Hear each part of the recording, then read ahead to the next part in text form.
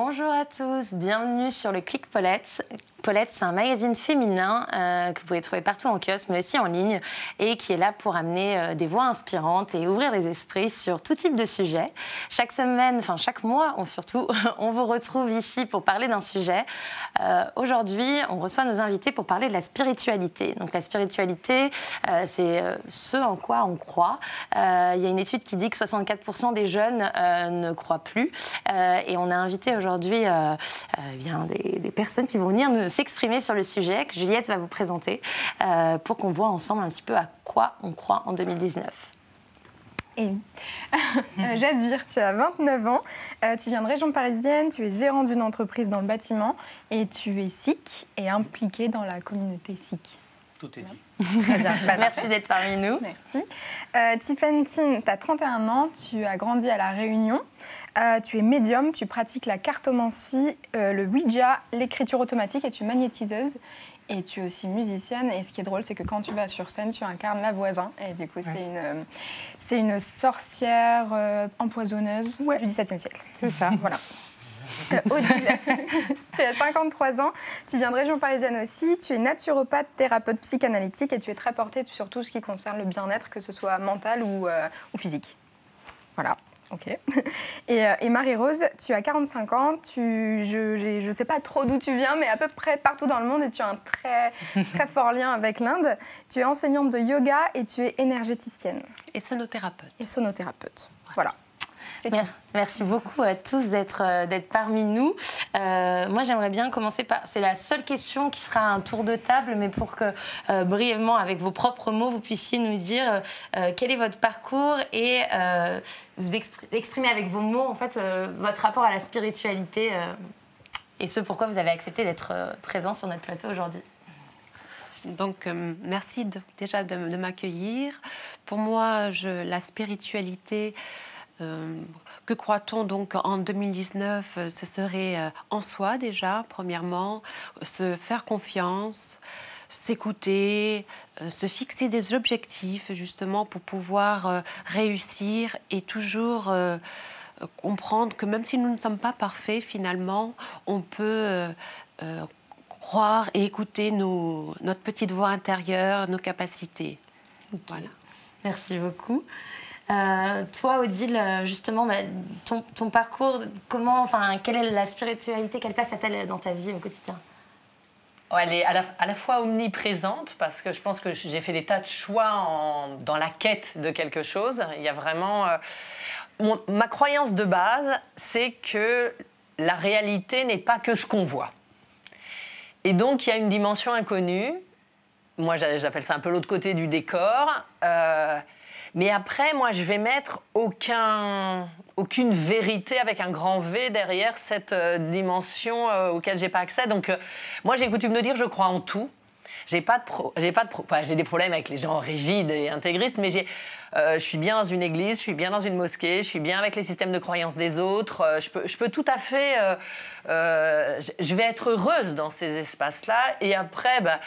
moi, j'ai fait une forme de syncrétisme un peu personnel où, effectivement, moi, j'ai contacté des communautés indiennes, je travaille en chamanisme, voilà. Et puis après, j'ai des pratiques de magie, mais voilà. Donc, je suis vraiment... moi, je crois à la vie, je crois à la nature et je crois qu'il y a quelque chose qui nous dépasse et qu'on est totalement incapables, nous, tout petits humains, de savoir mettre des mots à peu près corrects sur ce quelque chose. Ok, super, ça va être hyper intéressant à développer. Toi, Tiffany?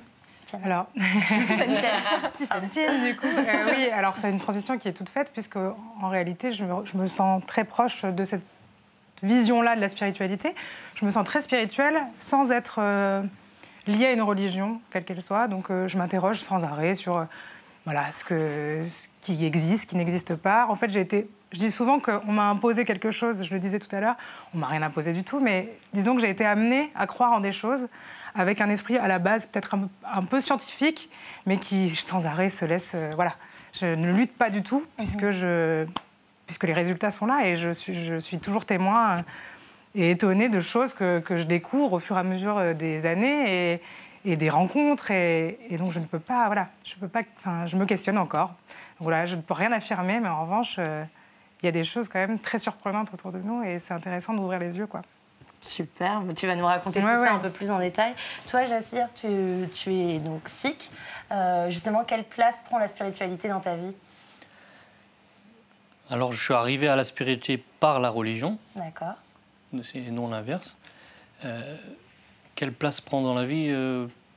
Plus j'en apprends sur la religion, plus j'en apprends sur le divin, plus il y a de place du spirituel, quoi. Donc, plus j'avance, plus la spiritualité a une place dans ma vie. D'accord, super. Du coup, justement, au quotidien, la spiritualité, comment elle se manifeste concrètement, vous, dans vos quotidiens respectifs? Par exemple, je fais beaucoup de méditation. Donc, à travers mes méditations, je me connecte à l'intérieur de moi-même. J'arrive à identifier mes propres pensées, tu vois, me connecter à mes émotions, à reprendre la maîtrise de moi-même simplement en observant l'intérieur de moi, en regardant vraiment les pensées, la nature de mes pensées. Donc ça, c'est intéressant parce qu'on s'aperçoit que finalement, nous ne sommes pas les pensées qui traversent notre corps, nous ne sommes pas les émotions qui traversent notre corps, nous sommes vraiment des âmes. Donc au-delà du corps. Au-delà du corps, on est en conscience d'âme et à partir de là, on peut vraiment être maître de soi, c'est-à-dire de décider ou pas de rentrer dans la pensée, afin de ne pas être envahi par elle. Ça, c'est important de reprendre notre pouvoir. Parce que souvent, on entend parler de ça justement pour les gens très stressés ou qui se mettent une pression professionnelle énorme, d'aller vers la méditation pour justement réussir à se déconnecter de ces pensées qui créent les angoisses. Et au final, bon, tu es un être humain dans ta santé, dans ton moment. Et quand tu arrives à te déconnecter de ces pensées qui créent finalement tes angoisses physiques, tu peux prendre vraiment de la hauteur sur ce qui se passe dans ta vie en général. Tout à fait, on prend un certain recul et un certain détachement. Et c'est là où vraiment on se dit, je choisis ou pas. Tu vois, on a quand même le choix. Nous avons le libre arbitre. Le divin nous a laissé le libre arbitre de choisir. De ne pas subir. Voilà, ou de ne pas subir et de décider de prendre ou pas cette pensée ou être capable de pouvoir décider. Donc ça, c'est quand même bien. On reste autonome, responsable, parce que justement, on réussit à se connecter à l'intérieur de nous-mêmes. Est-ce que c'est facile? Parce que toi, j'imagine, tu as des élèves qui viennent, justement, enfin des élèves ou comment on appelle ça, des clients, enfin des gens qui viennent... Des personnes. Oui, on est tous frères et sœurs. Moi, dans le sens, moi, je suis plus frères et sœurs dans un certain niveau de spiritualité. Il n'y a pas un ou une mieux ou moins bien, tu vois. On est vraiment tous pareils. Donc, on est vraiment là pour aider, accompagner. Mais justement, quand les gens viennent te voir et qu'ils justement ils sont en souffrance ou ils ont des choses qui leur pèsent et qu'ils ont envie de s'ouvrir vers quelque chose, est-ce que c'est facile? Comment on fait en fait? Donc déjà, je me permets d'écouter. Voilà. Souvent, c'est le silence. Sachez-le, franchement, le silence permet vraiment de permettre à la personne de se sentir bien. Vous voyez, qu'elle se sente à l'aise, elle se sent en sécurité, simplement en écoutant. Et en prenant vraiment un certain recul pour qu'elle puisse, à son rythme, à sa cadence, exprimer ce qu'elle ressent. Voilà. Donc déjà, vraiment, le silence est important, l'écoute est importante. Et généralement, toute seule, elle se rend compte par elle-même ce qu'elle doit décider. Et je lui dis, mais c'est vrai, prends ton temps. Regarde à l'intérieur de toi, nous avons les solutions à l'intérieur de nous-mêmes. C'est quelque chose qu'on ne fait plus du tout aujourd'hui, prendre son temps. Enfin, on est justement au contraire dans l'époque qui va vite, où tout est rapide, on a l'impression qu'on n'a plus de temps pour nous. Et souvent, c'est ce qu'on trouve aussi au travers la religion. C'est des moments de pause qu'on s'impose finalement, enfin qu'on s'impose. Et du coup, justement, toi, par exemple, quand tu fais des pauses dans ton quotidien, donc, est-ce que la religion, ça t'apporte ça ? Tout à fait. Ça nous permet de prendre conscience qu'il y a quelque chose de plus important que nos tâches quotidiennes. Ça nous permet de nous détacher un petit peu, de prendre de la hauteur, pour prendre les mêmes mots, de se détacher un peu et de voir les choses différemment. Et ensuite, quand on se replonge dans nos tâches, c'est différent. On est plus serein, on est plus réfléchi dans ce qu'on fait. Ça apprend l'humilité, un peu la religion aussi, de se repositionner en tant qu'humain et se dire que peut-être que... Voilà, on n'est pas parfait. Parce que les réseaux sociaux, on en parlait un petit peu tout à l'heure en off, mais on se met un petit peu... L'ego est très au premier plan, alors que, bon, ça va, on peut peut-être un petit peu redescendre un petit peu, puis se connecter un petit peu à d'autres choses, et puis peut-être à nous-mêmes réellement. C'est-à-dire, voilà, revenir à un deuxième plan, quoi. Je pense que la religion aussi, la religion ou la spiritualité, puisque moi, par exemple, je n'ai pas de religion, mais j'estime que ma spiritualité m'amène à me questionner et puis à reprendre un peu de distance avec l'image. Justement, au quotidien, toi, quelle place tient la spiritualité dans ton quotidien? Parce que donc, tout à l'heure, Juliette te présentait, donc tu es médium, mais pas que. Mais du coup, quelle place prend-elle Alors, à la base, comme je l'ai dit, j'ai été élevée vraiment sans religion, avec justement le choix. Mes parents ne m'ont pas baptisée comme ils auraient pu le faire, parce que je viens plutôt, on vient d'un pays qui est majoritairement, et pas que, mais chrétien, ou voilà. On ne m'a pas baptisée, on ne m'a pas imposé de religion, on m'a juste élevée dans l'ouverture. Donc je suis allée dans des fêtes. J'ai grandi à La Réunion, où il y a beaucoup de confessions différentes. Donc j'ai été amenée à faire des fêtes bouddhistes, à aller à un mariage tamoul. Enfin voilà. Donc j'ai connu un peu. Je suis allée m'ouvrir un peu aux religions pour me faire une idée. Alors évidemment, quand on est enfant, on a tendance à vouloir appartenir à des groupes, se reconnaître dans des... J'avais pas mal de petites copines qui allaient prendre leur hostie et qui allaient à la messe, etc. Donc d'un coup, je me suis questionnée, est-ce que j'ai envie de faire ça aussi, moi, d'aller le dimanche avec d'autres gens? Et puis, parce que voilà, on a envie de se sentir intégré dans quelque chose, quoi. Donc j'ai questionné ma religion, enfin ma croyance de la religion catholique, en faisant des cours de catéchisme, etc. Rapidement, ça ne m'a pas parlé. Par contre, voilà, je n'y porte aucun jugement, mais ça ne m'a pas parlé personnellement. Donc j'ai continué ma quête spirituelle, savoir en quoi je croyais. Et je l'ai dit, en fait, j'ai commencé par faire beaucoup de rêves prémonitoires quand j'étais enfant. J'ai perdu mon papa assez jeune. Donc, alors, au départ, je pensais que c'était peut-être une projection de l'envie que j'avais de lui parler, d'avoir un lien avec lui, pour continuer à avoir ce lien avec lui. Et puis, rapidement, en fait, j'ai commencé l'écriture automatique, j'ai eu des messages qui... Alors, écriture automatique, pour ceux qui nous regardent, est-ce que tu peux expliquer qu'est-ce que c'est? Alors, dans mon cas, je n'ai pas étudié le sujet. C'est-à-dire que là, je vais le dire vraiment de façon très instinctive et comment moi, je vis la chose. J'ai commencé donc avec... C'était un appel très fort de prendre un papier, un stylo, vraiment. Et ma main a commencé à écrire des choses que je pensais être une projection de mon inconscient longtemps. Donc, j'en ai pas parlé. Je pensais aussi que tout le monde faisait ça. T'avais quel âge? Je devais avoir 7 ans, vraiment le tout début de l'écriture. C'est arrivé vraiment en même temps, quoi. Et j'ai commencé donc à écrire des choses. Puis j'avais des messages que je transmettais à ma mère, à mes grands-parents, aux gens autour de moi. Puis j'ai commencé à avoir des réactions parce qu'effectivement, quand on raconte des histoires dans lesquelles on n'était pas ou qu'on n'a pas vécu et qui n'existent nulle part, ni en photo ni en écrit. Et puis surtout, ça touche les gens parce que ce sont souvent des personnes qui manquent. Où des choses n'ont pas été forcément fermées. Et c'est d'ailleurs pour ça que je continue à le faire aujourd'hui en tant qu'adulte et que j'ai commencé à m'intéresser à l'idée de partir de mon cercle et d'ouvrir le cercle en fait, des proches. Parce qu'au début, je faisais ça pour mes amis, pour les gens qui étaient autour, qui avaient besoin peut-être de faire leur deuil. Donc ça, c'est un niveau de croyance quand même. Quand on, comme je le disais tout à l'heure, j'ai un esprit qui a tendance à être un peu plus... qui s'attache un petit peu aux choses, un peu cartésienne. Bah non, bah ouais, mais là comment on l'explique ça? Donc, je reste toujours ouverte. Moi, j'ai mon interprétation des choses, parce que c'est comme ça que je le vis aujourd'hui, de me dire que ce sont des esprits qui sont là. Si on me dit demain que c'est en fait une autre dimension et qu'il y a une vie... voilà. Si on m'apporte des éléments, je ne suis pas fermée à l'idée. Voilà, je reste toujours ouverte à l'idée de savoir ce que c'est. Mais les choses sont là, donc ça ouvre la foi, quoi. Je ne peux que croire en ce que tu expérimentes. Ce que j'expérimente, exactement. Et les gens que tu reçois, et justement, qui sont dehors de ton cercle d'amis et à qui, justement, tu pratiques ces dons de médiumnité, comment tu es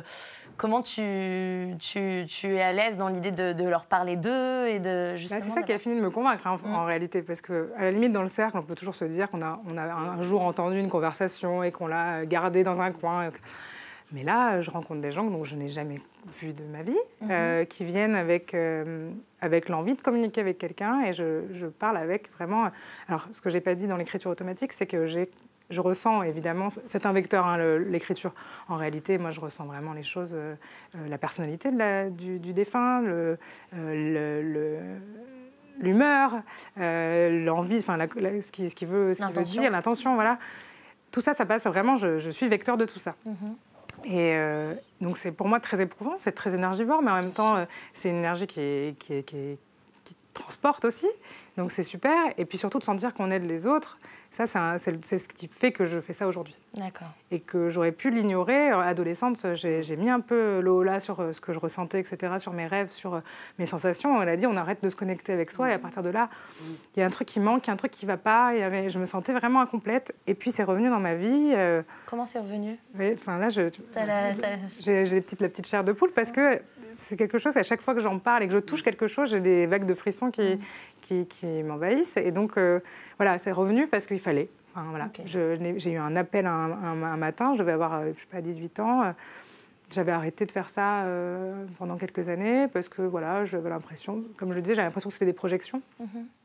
Puis on a envie d'être comme tout le monde. Et puis on a envie d'être comme tout le monde. Ouais, c'est exactement ça. C'est juste, mais c'est quoi ce truc qu'on m'a filé, quoi. Moi, j'avais rien demandé ça. Je vivais comme ça. Ouais. D'ailleurs, ma maman, je pense que c'est assez héréditaire. Toutes les femmes de ma famille, en tout cas, ont une sensibilité. Ma mère soigne, voilà. C'est le seul truc qu'elle a gardé, le soin. Elle fait de la réflexologie plantaire maintenant, mais elle fait de l'ayurveda. Enfin, des massages ayurvédiques, elle soigne, elle fait du magnétisme et tout ça. Mais c'est le seul truc qu'elle a embrassé complètement parce que le reste lui faisait beaucoup trop peur. Donc elle a fermé très tôt. Quelque chose de concret, de soigner. Alors que moi, j'ai jamais eu peur. En contact vraiment. Au-delà, tu reçois des choses et t'as jamais. Et j'ai toujours d'ailleurs eu, même pendant la période de rejet, je ressentais des choses, je rêvais, je continuais à rêver de choses, à ressentir, etc. Mais je le mettais dans une petite boîte un peu sous le lit en me disant bon, on verra plus tard, ça me prend de la place. J'avais l'impression que ça me prenait de la place alors que c'est tout l'inverse. Et puis surtout à l'adolescence, on a déjà j'avais tellement d'autres projets, j'avais d'autres envies, et puis j'avais pas envie d'être amenée à ce truc on en parlait tout à l'heure, tu sais, cette image un peu, quand on parle de sorcière, on voit un truc un peu diabolique, tu vois, alors quand c'est revenu dans ma vie, ça a été pris par le corps, quoi. Avec tout ce que ça comporte d'ailleurs, et avec l'envie. D'ailleurs, tu sais, tu disais tout à l'heure que j'ai choisi La Voisin comme nom de scène, c'est par hasard non plus, parce que tu vois, c'est pas la sorcière, code esthétique, tu vois, c'est pas Sabrina, quoi, tu vois. Donc, je n'ai que le chat noir de Sabrina, mais pas le reste. Mais ouais, ça aussi, c'est drôle. Des codes qu'on ne choisit pas. J'ai un chat noir, je ne l'ai pas choisi parce qu'il était noir, mais j'ai un chat noir chez moi. Et c'est un peu dans l'imaginaire de la sorcière, c'est quand même, c'est très présent. Et il y a des choses comme ça qui te ramènent toujours à des... Odile, il y a 20 ans qui vous séparent. Finalement, toi, ton expérience avec la spiritualité, comment elle s'est manifestée? Comment tu... Alors, bon, il y a beaucoup de choses qui résonnent, effectivement. Moi, j'ai fait très vite des rêves prémonitoires. Mais je viens d'un milieu extrêmement scientifique, même s'il y a de la foi catholique et de la foi vécue dans le cœur, donc on va dire pas dans la rigidité. Mais rêves prémonitoires, des sorties de corps, voilà. Sorties de corps, peut-être tu peux expliquer pour les téléspectateurs. Pareil, sorties de corps, c'est on a la sensation que notre conscience sort de notre corps et on peut voir son corps ou pas. Moi, je faisais des voyages dans l'espace et puis je revenais. Tu dors? Non, c'était quand je méditais. Sauf que tout ça est arrivé parce que il y a un moment où moi, je me disais, mais je suis folle. Et donc, je cachais ça parce que j'avais personne avec qui échanger. Et puis après, les choses... Alors, moi, j'ai toujours fait des allers-retours. C'est-à-dire, il y a des moments où j'essayais d'avoir une vie normale, genre, allez, on va dire qu'on se marierait, on va dire qu'on aurait des enfants, on va dire que... Et puis, tout d'un coup, ça revenait par vagues. Là, je suis beaucoup moins sur la défensive, c'est-à-dire, effectivement, moi, je suis plus vieille, mes enfants sont élevés, ils ont tout intégré ça dans leur vie en plus, donc...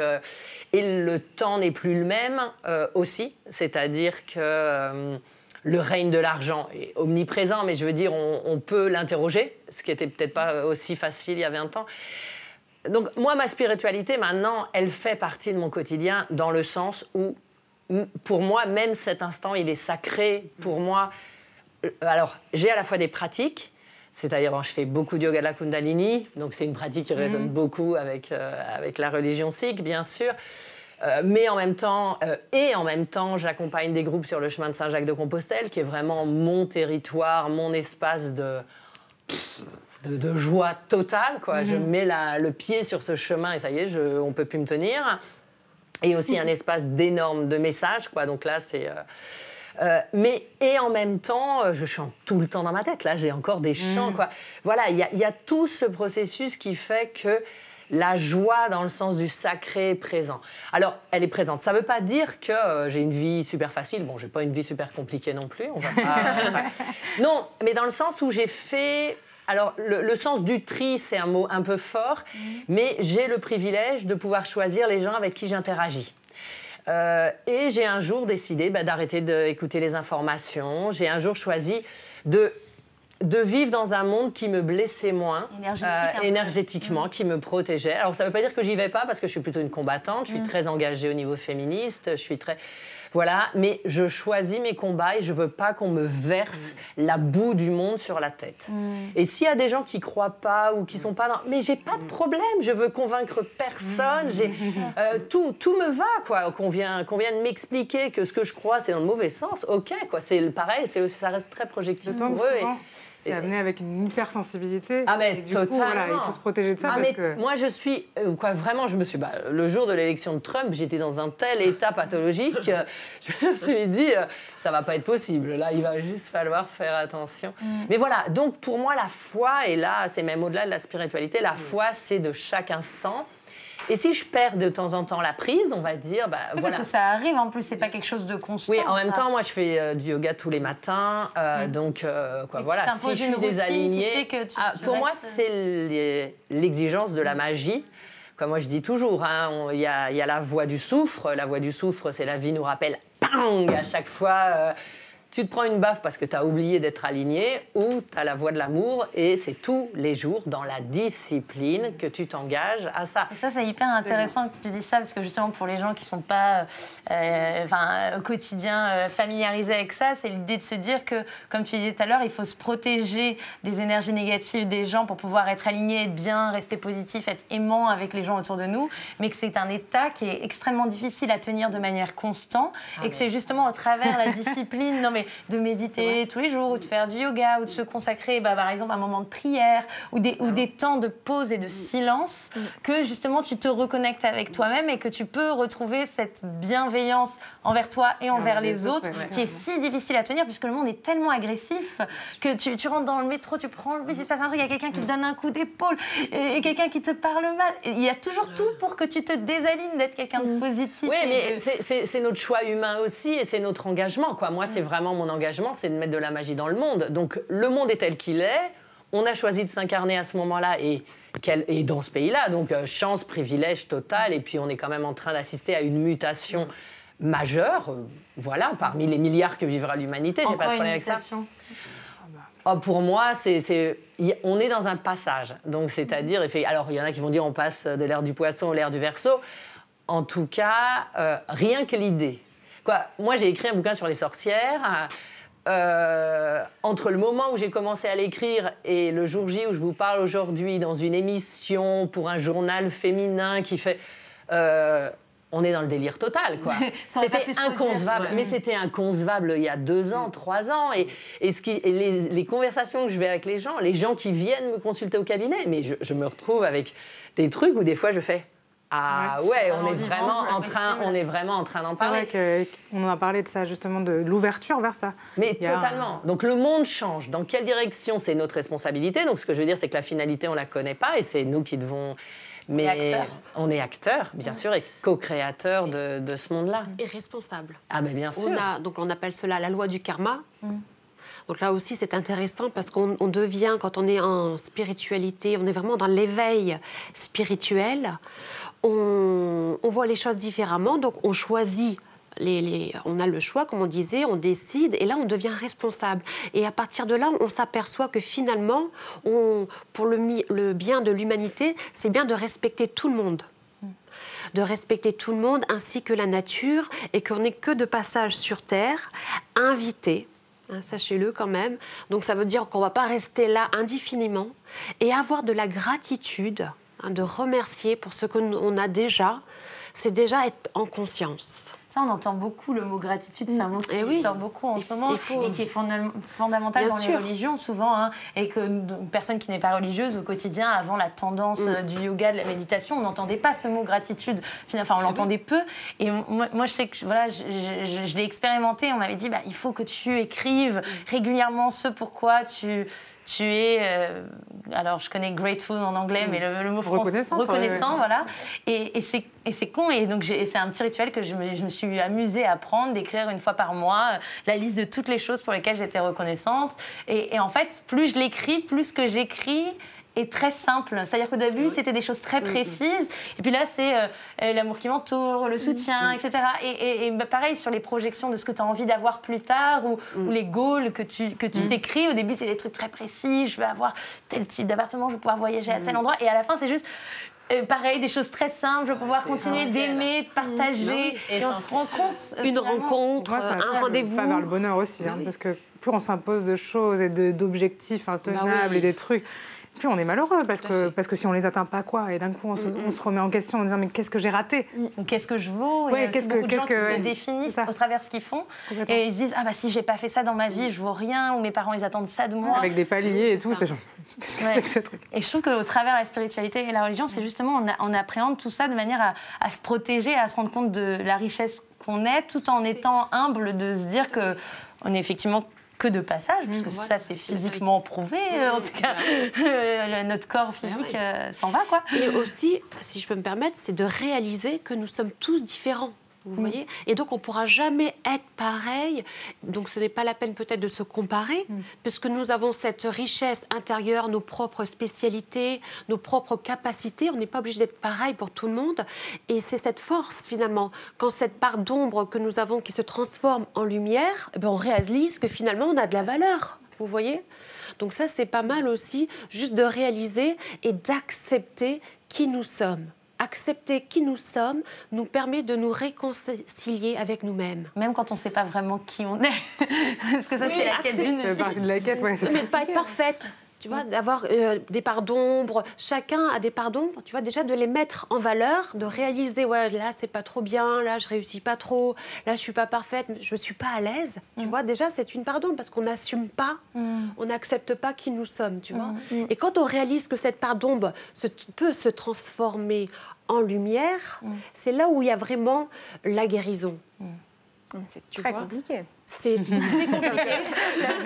C'est très simple. En fait, mais c'est possible. Mais c'est pas la tête qui... Non, c'est juste...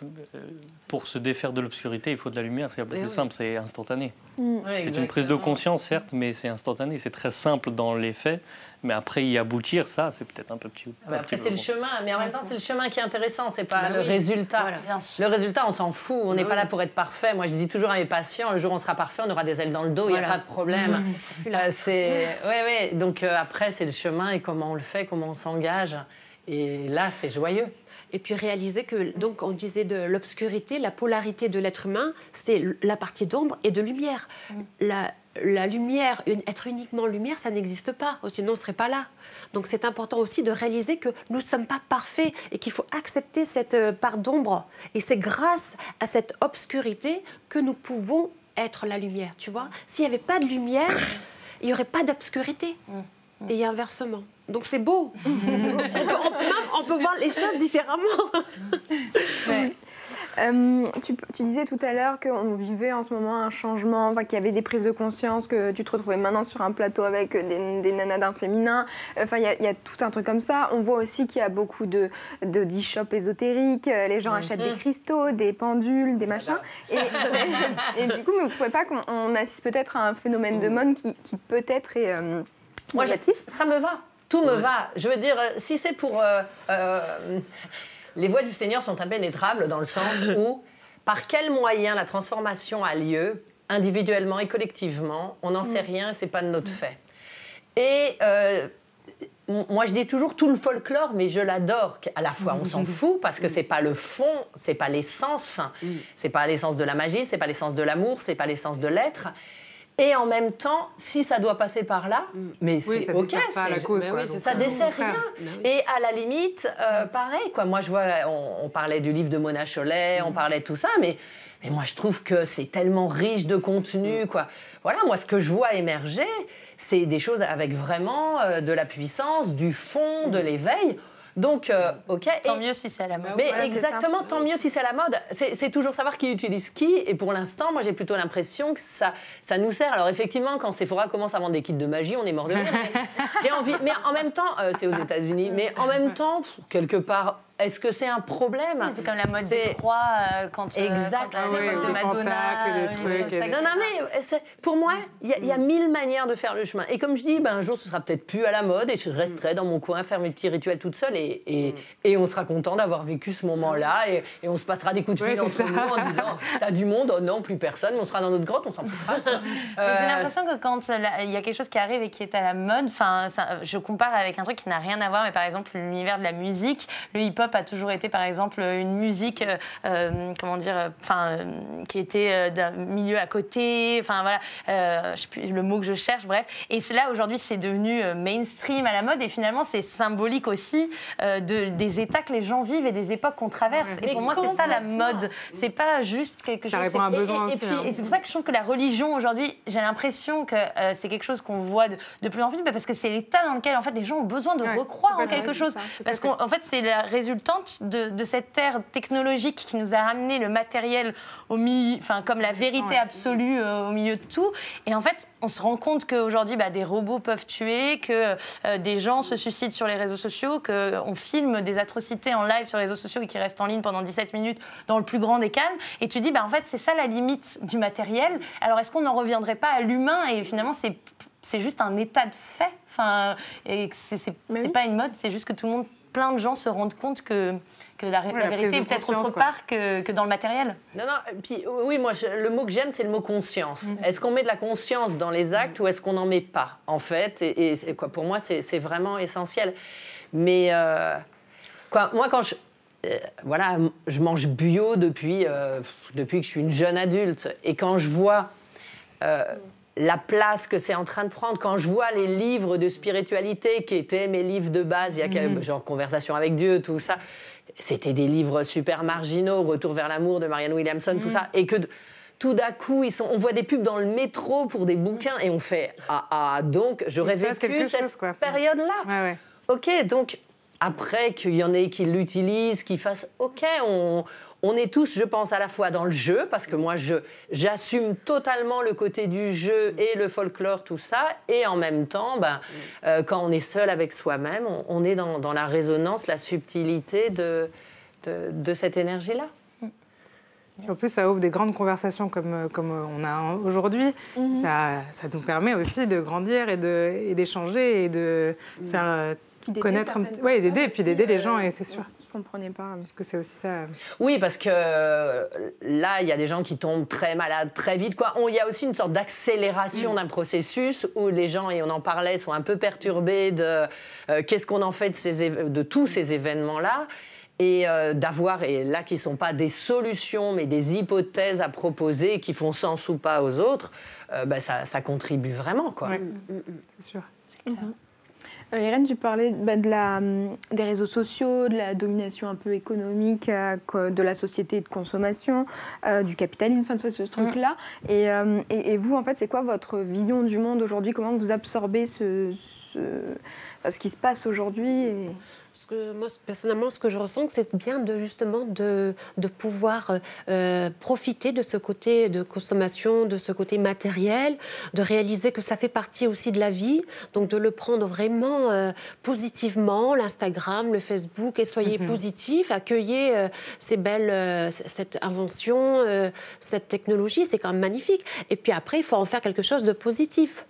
C'est comme tout, trouver un juste milieu, un équilibre, pour comme ça on peut vraiment profiter du matériel, parce que ça fait plaisir d'avoir un certain confort, et également aussi avoir un peu d'introspection pour rester centré sur soi-même, et voilà, et comme ça tout le monde est content. Dans son époque, quoi. Dans son époque, voilà. C'est un accès à l'information, c'est un accès à Bah, la réflexion, à la rencontre. Ouais, moi, les gens qui me suivent sur Instagram, quand je vais dans une ville, je les rencontre, je peux dîner avec quoi. Tout d'un coup, c'est de l'humain, et on se rend compte qu'on vibre à la même fréquence alors qu'on se connaissait pas. C'est joyeux.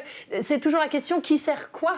C'est le veau d'or. Hein. Est-ce qu'il est à mon service et au service de la lumière, quoi, ou est-ce que c'est moi qui suis au service du veau d'or. Moi, je fais à mes élèves un cours sur l'argent. Je commence toujours en disant j'adore l'argent, j'ai pas de problème. Mais sauf que voilà. On a choisi, et je suis tout à fait d'accord avec ce que tu dis, on a choisi d'être incarné, donc on est dans la matière. Donc le tout, c'est je suis prêt à quoi pour ça. Est-ce que c'est quelque chose de fluide ou est-ce que c'est mon objectif dans la vie? Si c'est mon objectif, il y a un truc qui déraille. Mais si c'est quelque chose que je peux mettre au service de ce à quoi je crois... mais après, ce qu'il y a dans ta question aussi, moi que j'entends, c'est la dimension politique. Moi, je suis révolutionnaire. En fait, je suis très engagée politiquement. Je veux dire, pas dans un parti, c'est pas ça, mais je veux dire, oui, on est dans un monde patriarcal, oui, on est dans un monde où les femmes sont maltraitées, où les minorités sont maltraitées. Et là, moi, mon enjeu, mon engagement, c'est de me mettre debout et d'utiliser mon pouvoir, mon embryon de notoriété, tout ça au service de choses auxquelles je crois. Et ça, Justement, tu disais justement les minorités, c'est dur aujourd'hui. J'ai l'impression que les gens se réveillent pour son prochain. Enfin, on se réveille de plus en plus pour son prochain. Toi, Jasvir, tu disais que tu faisais partie de cette génération tout à l'heure qui avait subi à l'école, justement. Dis-nous en plus un peu comment tu as vécu ça, toi. Alors, nous, on est la première génération de Sikh en France, donc il n'y avait pas d'antécédents, c'est nos parents qui sont arrivés. D'accord. Donc je fais partie des premiers enfants nés en France et j'ai fait toute ma scolarité en France jusqu'en 2004, dans l'école publique, pardon, jusqu'en 2004 où il y a la loi sur la laïcité qui a été votée. Et à mon entrée en lycée, on nous a interdit l'accès à l'éducation publique, du moins. Donc j'ai perdu une année comme ça et je me suis retrouvé dans une école privée. Et c'est vrai qu'à ce moment-là, ce qu'on a ressenti, c'est qu'est-ce qui a changé, quoi. On s'est dit, je suis la même personne, les profs en face de moi, c'est les mêmes, mes amis, c'est les mêmes. Qu'est-ce qui s'est passé? En fait, pourquoi d'un seul coup, on n'est plus accepté? Voilà. Et puis au final, on s'en plaint pas parce que ça m'a ouvert d'autres portes. Et puis j'ai fait ma vie. Et puis maintenant, j'ai peur pour mes enfants, je ne sais pas trop ce qui va arriver. Mais justement, le monde d'aujourd'hui, comment tu le vois quand tu dis que tu as peur pour tes enfants? Tu as 29 ans, tu vis en région parisienne. J'ai des amis qui immigrent, qui vont au Canada ou en Angleterre parce qu'ils ne voient pas d'avenir pour leurs enfants. En France? En France, parce qu'ils ne voient pas de fonction publique. Donc déjà, on a une bonne partie de la carrière qui est... À cause du port du turban? À cause du port du turban, oui. D'accord. Mais c'est un peu bipolaire. C'est que comme aujourd'hui, on voit que la spiritualité, là, j'entends des choses qui résonnent en moi, alors que j'aurais jamais pensé entendre ça, quoi. Ici, je me suis dit, je pensais être un petit peu un alien. Déjà, je suis le seul homme. En plus, mais là, j'entendais des choses, je me disais, mais un Sikh peut dire ça, il n'y a pas de souci. En même temps, on a cette partie de la société française et même mondiale qui s'éveille de plus en plus, qui est de plus en plus ouverte, et une autre partie qui se recroqueville de plus en plus, qui a de plus en plus peur. Et je pense que c'est un peu la maladie de notre époque, c'est vraiment d'avoir deux extrêmes et très peu de gens au milieu, quoi. Oui, nous on dit plus la lumière est forte, plus l'ombre apparaît. Et je pense que c'est vraiment... Voilà. Donc c'est un peu ce qu'on ressent un petit peu en France. Si on est dans le 93, on est très bien, parce qu'il y a beaucoup d'étrangers et qu'on commence à être conscient de voir des gens en barbe et avec le turban, mais on sort un peu 10 km plus loin, on fait peur à tout le monde. Les gens, ils ne comprennent pas, quoi. Donc on passe d'un extrême à l'autre. C'est assez compliqué.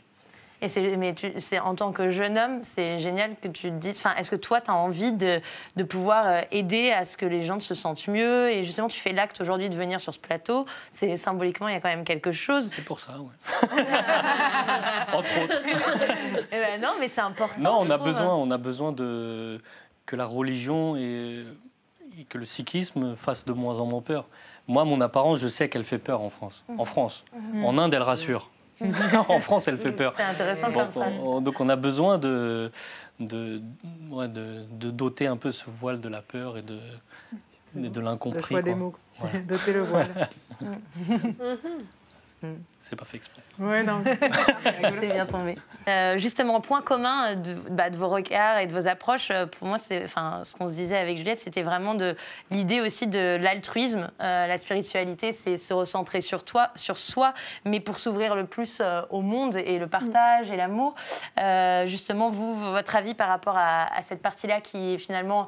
On se dirait la spiritualité, c'est quelque chose de très personnel, c'est très personnel, c'est très personnel. Mais moi, j'ai vraiment l'impression que la fin en soi, c'est avant tout le partage et l'altruisme. Mais tu disais très bien, tu parlais de l'ego tout à l'heure. Et pareil, vous parliez, quoi. Moi, je dirais pas, je me castagne, mais je m'affronte souvent avec des gens qui sont avec leur... Ah, je vais faire, c'est la pleine lune, je fais ma liste d'intentions, quoi. Je fais... c'est quoi? C'est l'intention de l'ego, mais c'est pas intéressant, quoi. On est... c'est toujours au service de quoi, quoi. Nous, on parle de l'intérêt supérieur commun. C'est-à-dire à quoi et tu en parlais très bien, à quoi je mets mon énergie. Et moi, je trouve que c'est juste. Donc, oui, l'ego, mais parce qu'il n'y a rien de mal et il n'a rien fait de mal. Et pareil, on est incarné dans un corps et dans un projet individuel. Mais il y a un temps où on passe à autre chose, quoi. Bien sûr. Pour que la spiritualité puisse commencer, à mon avis, de ce que j'ai vécu aussi, il faut que l'ego fasse un pas de recul, ou alors il se rend compte que je suis impuissant. Une fois que l'ego se dit « je suis impuissant », il dit « ah, il y a peut-être autre chose qui fonctionne ». Ou alors il faut que, par humilité, l'ego se retire, et là il se dit « ah, il y a quelque chose d'autre, c'est vrai, je vois d'autres choses ». Donc la spiritualité et l'ego sont un petit peu les deux pendants d'une balance qu'il faut savoir... Il y a un temps pour tout aussi. Avoir un ego quand on a 15-20 ans, c'est super important. Ça construit, on est sur son projet, on est sur son impulsion de vie. Et puis petit à petit, il recule en arrière. Il y a un beau mouvement aussi en ce moment sur le partage. On en parlait avec Tiffany Tin, parce qu'il se trouve qu'on s'est rencontrés pour une interview dans le numéro spirituel. Et tu me disais, il y a ce truc de sororité qui est très beau, et sur l'ouverture, les femmes, et pas que. Enfin, il y a un beau mouvement en ce moment. Ben oui, la manif des jeunes pour le climat. Voilà, on prend conscience que de toute façon, où on meurt tous ensemble, on vit tous ensemble. Là, il y a un moment où ça n'aura plus de sens, de moins en moins en tout cas, de protéger son petit quant à soi. Ça va plus être jouable. Et c'est peut-être ça la différence, ouais.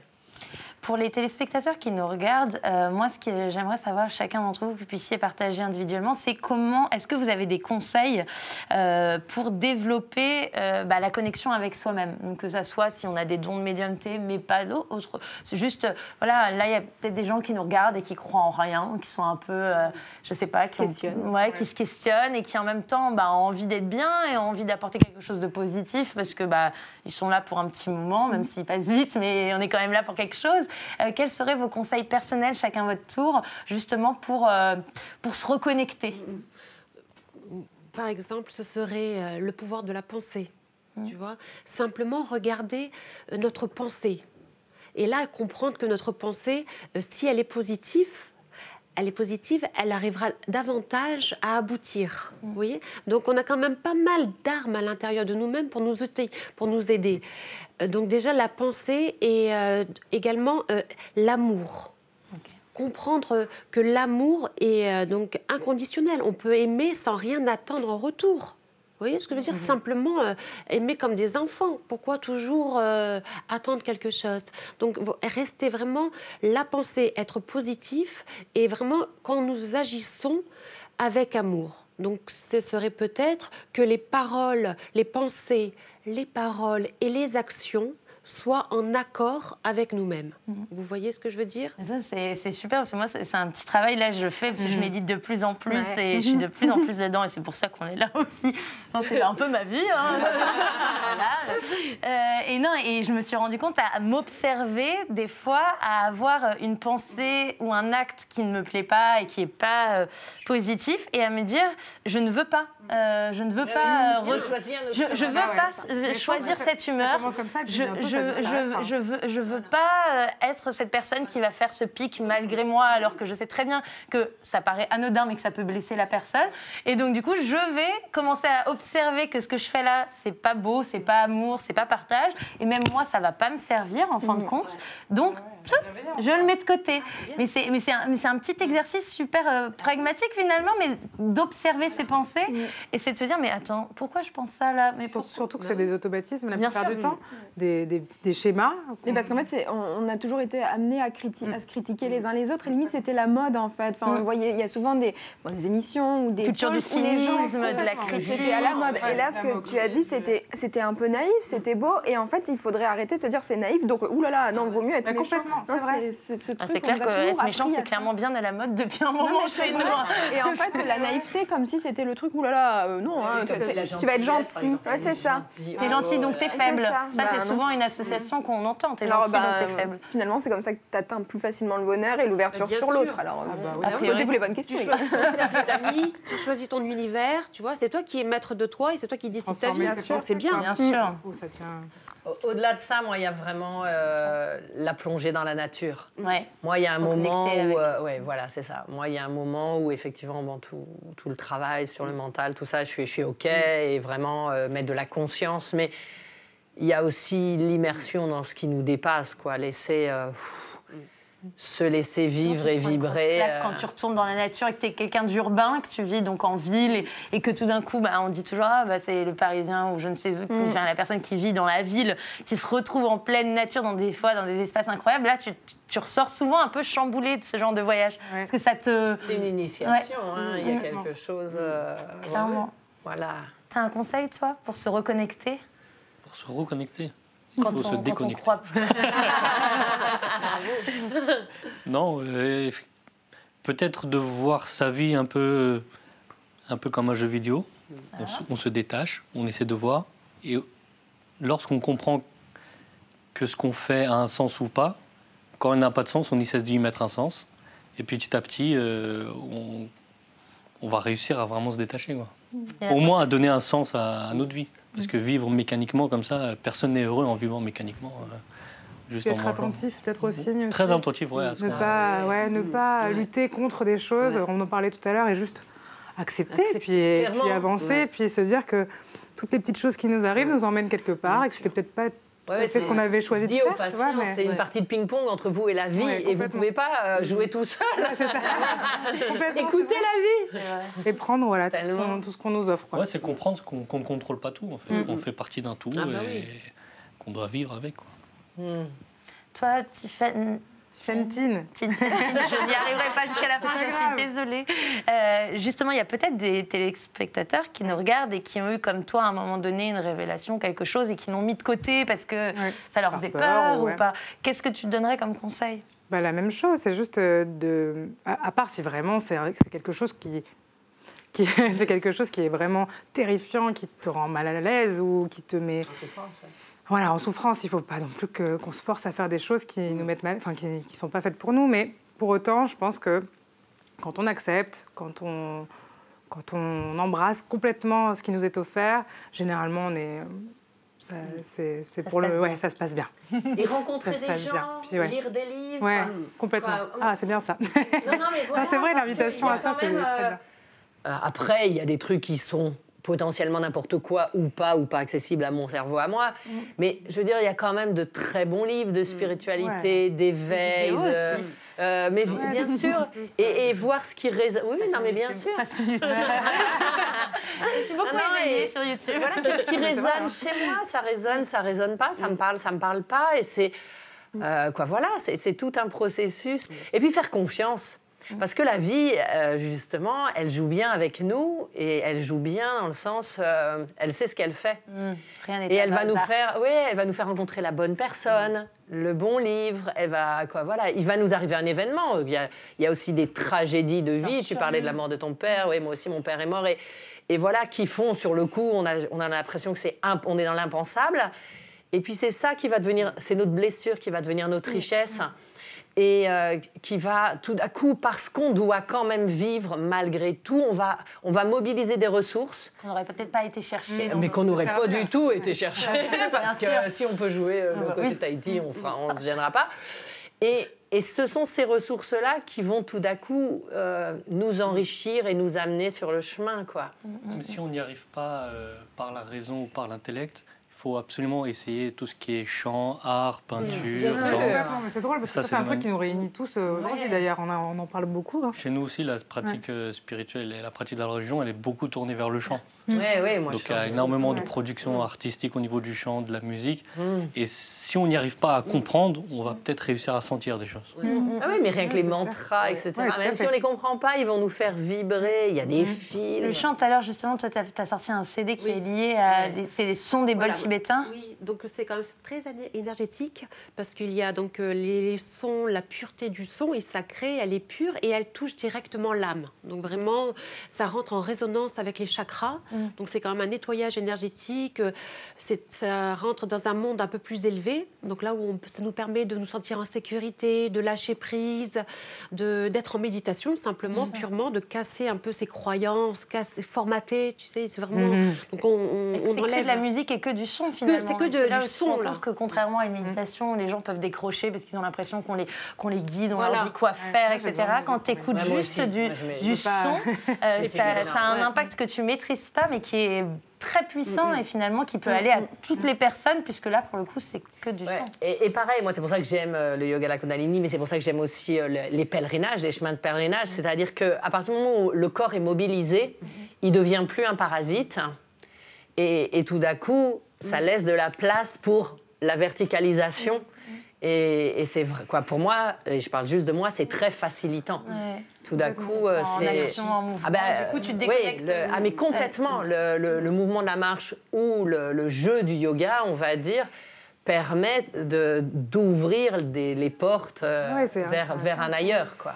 J'ai fait l'expérience d'une flottaison, je ne sais pas si vous voyez ce que c'est des cuves de flottaison. Bien sûr. Mais ça, c'est incroyable. Avec en gros, de l'eau salée. L'eau salée, exactement. Oui, on fait. D'accord. Donc, du coup, je ne sais pas si... Comme quand tu es dans la mer. de la mer, exactement. En gros, tu flottes. Ouais. Donc, enfin, ton corps disparaît vraiment. C'est-à-dire que tu n'as pas besoin d'y penser puisqu'il flotte. Ouais. Sans ton aide, parce qu'à la plage, etc., effectivement, l'eau de la mer est un peu salée, donc on flotte un peu. Ouais. Mais là, c'est incroyable. Ouais. Et du coup, ça et tu es dans le noir complet, c'est-à-dire que tu n'as vraiment... Il n'y a ni son ni lumière. Et d'un coup, au bout de 10 comme minutes, tu disparais. Donc, tu disparais en termes de... Enfin, physiquement. Donc, ton esprit part dans des... vagabondes complètement. Et puis moi, ça a été une expérience folle. J'invite... Tout le monde a... Non, mais vraiment, ça a été une telle expérience que j'y pensais parce que vraiment, là, c'était... Bien sûr. Mais il y a plein de pratiques, en fait, comme ça. C'est vraiment génial. On va devoir terminer. C'est passé tellement vite. J'aurais pu en faire encore 1 heure de conversation. 1000 merci à vous 4 d'avoir été là. C'est vraiment important et je pense qu'une émission comme ça, c'est trop important. Merci à Click de nous permettre de la faire aussi. J'espère que ça aura peut-être réveillé en chacun d'entre vous quelque chose. En tout cas, on vous mettra tous les liens et tout ce comment vous pouvez vous reconnecter avec la team, bien évidemment aussi sur les réseaux sociaux, sur Paulette Talk et Paulette. Vous pourrez retrouver les intervenants. Merci encore à tous d'être là. Et puis je nous souhaite à tous de croire en quelque chose et croire en vous, surtout, je pense, plus important. Et en nous, nous tous ensemble. Merci. Merci.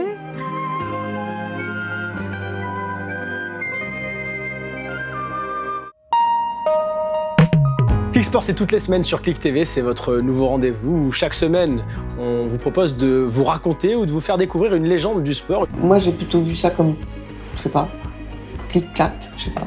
Et nous voilà en compagnie de notre invité toute la semaine, Kobalade. Bienvenue, c'est ta première télé ? Eh bah bienvenue, c'est chez nous, chez Click. Clic-clac. Moi, c'est la première interview que j'ai faite, c'est avec toi. On était avec mon groupe, je me rappelle encore de l'image, on était dans le studio, ils ont mis la lumière rouge, je sais pas pourquoi j'ai cette image-là, je me rappelle. T'es le premier à y répondre sur notre chaîne. C'est quoi ta définition d'une clique ? C'est un groupe de potes avec qui on restera pas toute la vie. Pourquoi pas toute la vie ? Parce que sinon c'est une famille. Je pense qu'on se rencontrera un de ces jours. À bientôt James et bon courage. Oh, that's incredible. That's sweet. You know, it's just like you, he never talks. Bienvenue pour la première de Parle-moi. Dans Parle-moi, on va parler littérature, mais pas de livre, puisqu'il paraît qu'aujourd'hui on ne lit plus. Donc à défaut d'un livre, on va parler d'une page. Chaque semaine, on va recevoir des gens qu'on trouve inspirants, qui vont venir partager leur expérience sur un sujet qui touche tout le monde. Et la première qui arrive, c'est la confiance en soi. Et ça se voit, on est au top. Que suis-je? Je suis chinois. J'ai des cheveux un peu bizarres. Je suis un peu chelou, d'une façon générale, je suis chelou. Mais j'ai un talent de ouf. Je suis Bounaïmin et j'arrive sur Click TV.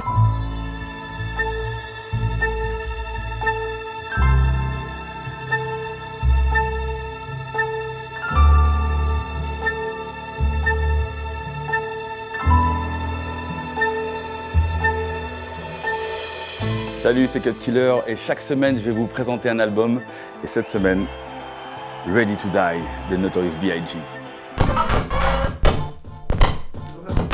J'en fais bien. Mouloud, c'est pour toi. Reportage spécial en direct de la Somalie avec Jérôme Jarre ici.